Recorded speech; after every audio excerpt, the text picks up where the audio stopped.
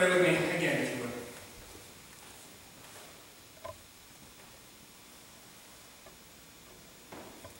God, may the words of my mouth and the meditations of all of our hearts be acceptable in your sight, our rock and our Redeemer. Amen. No wrestling in the living room. No TV on Sundays. The cook never cleans. We've all got kind of our house rules. Like the rules that's just how, if anybody wants to add some that you grew up with, any additions? I don't want to put you on the spot, but I don't want you to feel left out. We've got our rules that we, at least try 3 bites. In my house, it goes like this. Debbie's right. See, it's simple. It's not enough to remember. It's just 2 syllables. Debbie's right. It's easy. We have our house rules. It's just how things work in our home. It's simple. And so we've got this story, this prodigal son story, which I think is something we've probably heard quite a bit. If we've spent any time in church, it's that classic Sunday school story. But first I want us to look just at this little word, this little passage from actually the chapter we looked at last week. This week is Luke 15, and last week we looked at Luke 16, and there's this term. For those who were here, those who remember, there was this story of sort of a dirty money manager, if you remember. And he was a little bit shady with what he did with his boss's money, and then he sort of tweaked some things with some people who owed him money, all this stuff. Well, there's a term that's used over and over again, and we get manager or give an account of, or he was a money manager or a manager of the house, and all of those terms are really actually just different versions of the same Greek word, and that word is oikonomia. So just, so we can practice a little Greek together, which is very important. On the count of 3, we're all going to say oikonomia together, okay? So 1, 2, 3, oikonomia. Feels good, right? Just feels right. Because I think there's one thing we can agree on. I think it's a party going, like showing off your Greek knowledge. And I've tried. It works really, really well. Here's why oikonomia matters. Oikonomia comes from 2 Greek words that are kind of squished together. One means house, and one means law. House, law. We have a word in our English language that comes from oikonomia. That one is economy. Our economy is the rules that our house has. It's what we live by. Because of our house rules, we have economy. We're in the middle of 4 weeks on stewardship. And really all we're going to be talking about here in all 4 weeks is a new house rule. If you remember last week, Jesus talks about the children of the light and the children of this age. He's talking about people who have some different house rules, some different economies. This week we'll talk about the prodigal son, and we see a father who has a very different house rule than what everybody in Jesus' audience would have had. It would have been absurd when they heard this story. Well, this is the week that we talk about money. That stewardship week, when we talk about money, it's that awkward week for pretty much every pastor. No pastor really gets excited about talking about money because it always feels a little funny. It's a touchy subject, Here's the deal, I'm fine. I'll talk about money. It's great. But I can't talk about money until I talk about grace. I cannot believe that we can have any sort of proper Christian understanding about how we do money until we have a proper Christian understanding about how we do grace. They're linked for me. And there's no better story to tell how linked these are than this story about the prodigal son. By the way, this is new for me. Maybe I'm just behind the vocabulary. Prodigal? I didn't know what prodigal meant until some book came out called The Prodigal God, probably, I don't know, later, 10 years ago, this pastor wrote. And I thought, why did he call it prodigal? Prodigal means somebody who's recklessly extravagant. So we call it the prodigal son because, he went and he spent all the money. But this author wrote about the prodigal God because the father in this story seems to be the one who's extravagant. So the deal is this. In Luke, there's these series of parables. And a whole lot of them have to do with money. Matter of fact, most of them, in one way or the other, have something to do with money. And I don't know if it was just Jesus' audience that he felt like that was important, or if Jesus was particularly concerned with the ways that we could treat money, or really that money could treat us. I don't know. But it seems like he thinks that something central to our belief system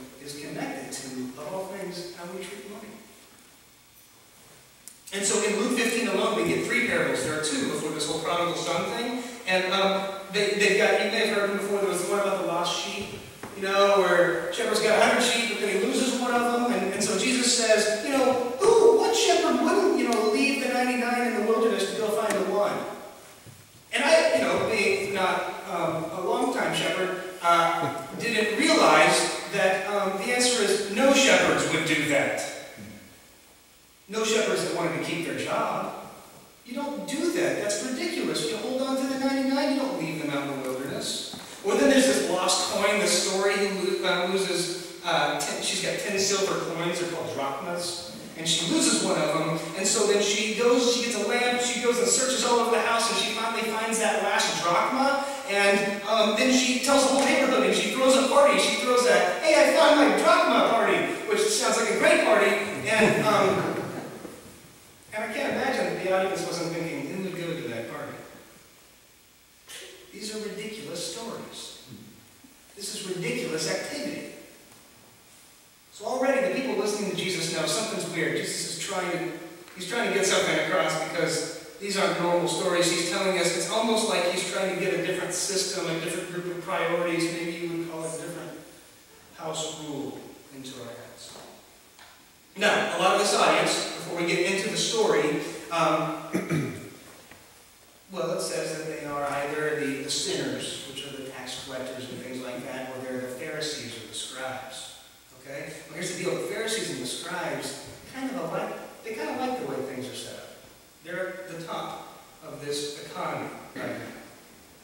And I don't blame them for wanting to keep that position. They have no incentive for wanting to learn a new economy. I don't blame them at all. You know, that's why I took this job as a pastor, you know, because I want to be at the top of the economic ladder. And it makes perfect sense to me. But the bottom line is this. Throughout these parables, we're getting glimpses of a new economy, a new understanding of what matters, a new understanding of who matters, and a new understanding of what doesn't. So let's look at verse 11, chapter 15. And I'd like for us just to hit a few of these points along the story. Story we've probably heard a lot, but maybe notice things we haven't normally noticed. Right off the bat, verse 11 and 12. Jesus said there was a man who had 2 sons. The younger of them said to his father, Father, give me a share of the property that will belong to me. So he divided the property between them. Okay, what we probably don't necessarily know is that the way they did inheritances was the oldest son got a double portion. Okay, so it was divided by the number of sons. This is a patriarchal world, and then the oldest son got a double portion. So what we know here is that the father says okay to this, which by the way was an audacious request to ask your father. And he gave his son 1/3 of what he had, of his property. Now this is interesting. This is not a time when there are lots of banks and savings accounts.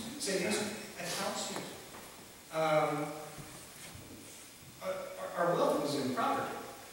Our wealth was in land. So if the father wants to give 1/3 of what he owns, there's a painful selling process that might be going on during this time. This was not a check that he wrote. But maybe more than that was this word that he uses for property in verse 12. Give me the share of the property. So he divided his property between them. There's a word that would have made more sense. It means, like your capital, your income, something like that. They didn't use that word. They used bios when you talk about biology. He gave away part of his life. And that little tweak makes more sense when we think about when a person gets their inheritance. We get our inheritance when somebody has died. So this son is not saying, can I have a big check, Pop? The son is saying, you're dead to me, give me what's mine, I'm out of here. And what's crazier is the dad does it.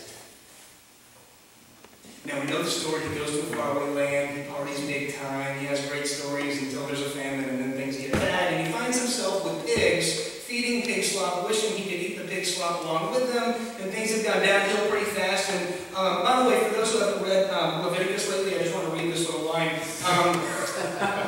The pig, this is from Leviticus, the pig, for even though it has divided hooves and is cleft-footed, it does not chew the cud. It is unclean for you. Of their flesh you shall not eat, and their carcasses you shall not touch. They are unclean. clean for you.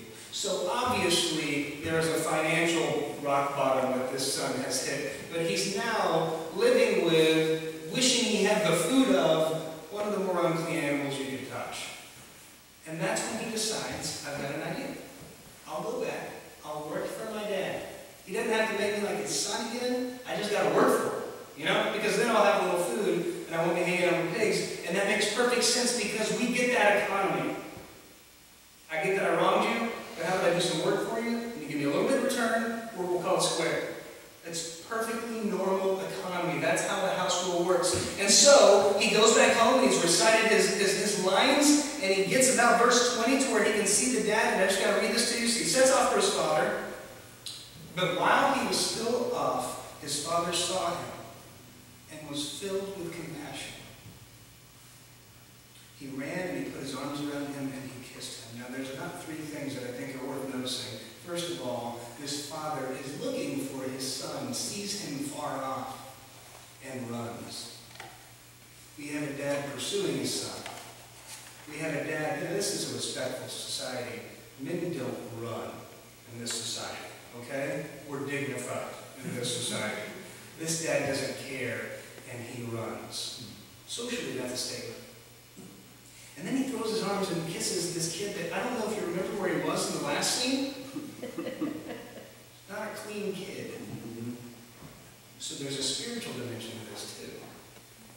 Unclean. It's almost as if we have a dad here that has a completely different house rule than what everybody is working on. Because if you remember, the son starts reciting what he's going to say, and the dad doesn't even let him finish. He said, yeah. Put on my best robe and get my ring. Put it on my son. Can you imagine what sort of statement this is making? Okay, we killed a fatted calf. What you need to know is a goat, that feeds the family. Servants and all. A fatted calf means we're inviting the village.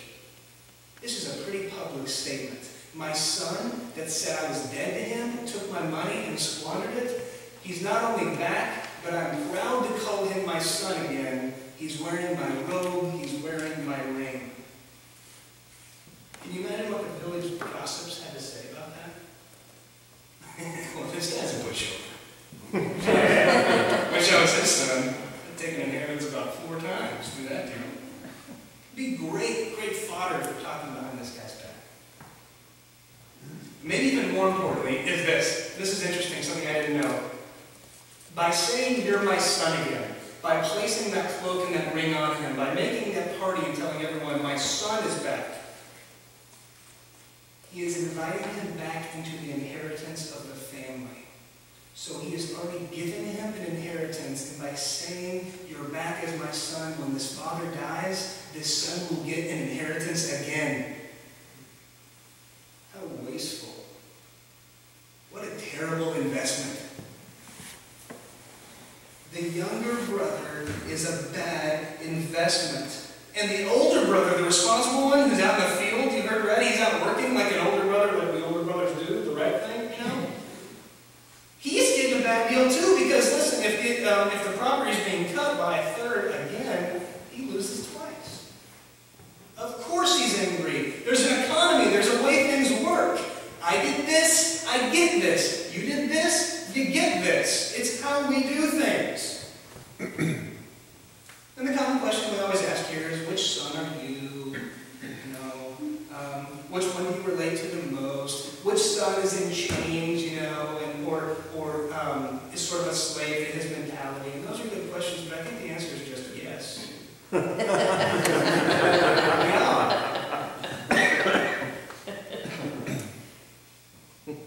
fact is this, the father is the father in the story. And we are the ones that are not the father. And we find any way we can to hate the authority of the father.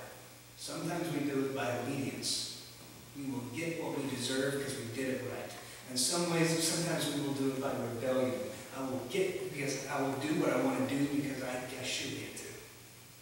The fact is, we just hate the authority of the father. And what's crazier than that is the father takes us back after we figure out what a dumb idea that is.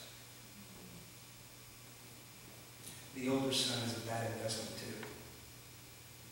For those of you who know Jess Winderweedle, she has a dream of one day running a coffee shop.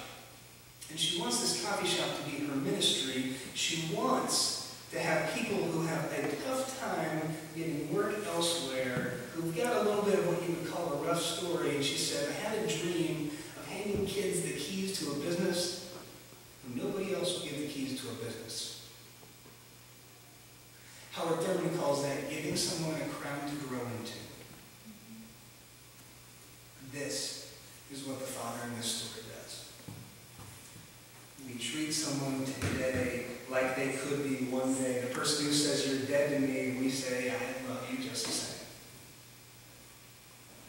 And we do this despite how often we screw up. God has already declared us as family. So we come back to God and say, how about I just be your servant and this will be fine? And God said, I'm sorry, you're already family.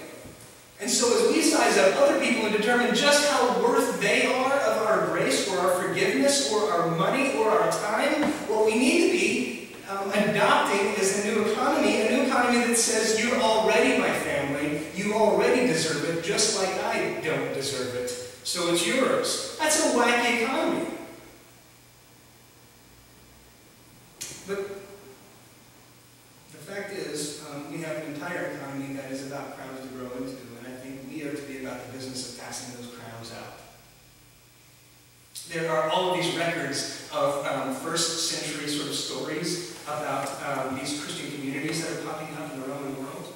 And I actually tried to find, I used to have a copy and I couldn't find it to read to you, but they are disgusted accounts. These are just kind of Roman world people, and they see these Christian communities, and they're saying things like they share all of their money and they just give it to people who don't have money, and they take care of some of these kids who people have just kind of given away, and they do all these ridiculous things. What a waste of time, what a bad investment is basically what they're saying. And I just wonder how often our world surrounding us laughs at us because we're making bad investments.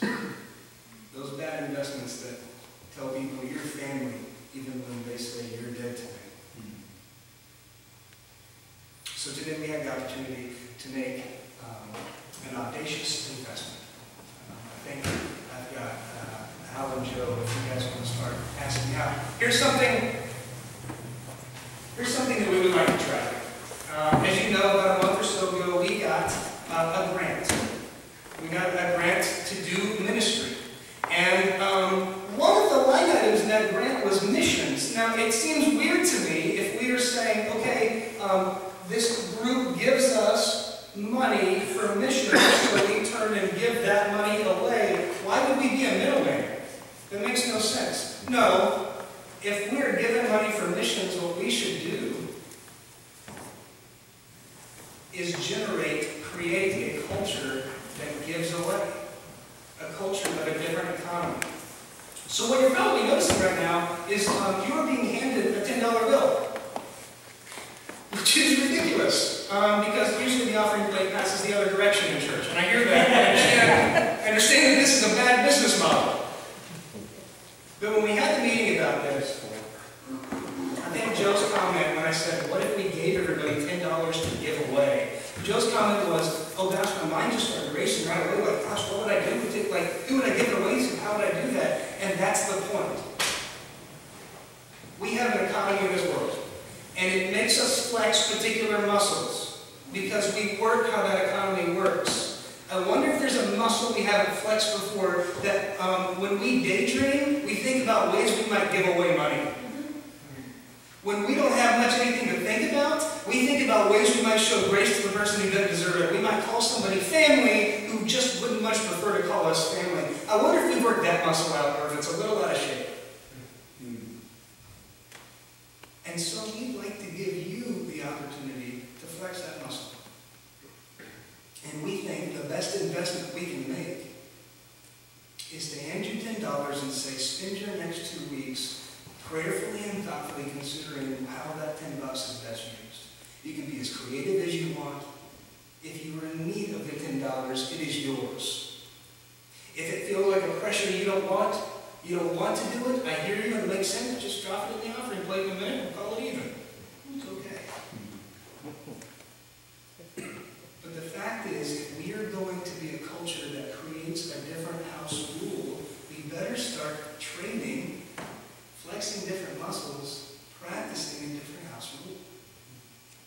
In 2 weeks, we're going to have what is called the Harvest Week. And we've already passed out a couple weeks ago, I guess it was last week maybe, a talents for gifts inventory. And there are still more handouts. If you guys did get a chance to get one, we'd like for you to take that, look at it, prayerfully consider what gifts you have, and in 2 weeks, we'll turn that back in. In 2 weeks, we will also, I invite people to share the stories of what they did with their $10. Because I don't know if you noticed in all of these parables, there's a celebration in the end. Somebody does something ridiculous for that lost one thing, or broken thing, or unloving thing, or undeserving thing, and then in the end, we dance.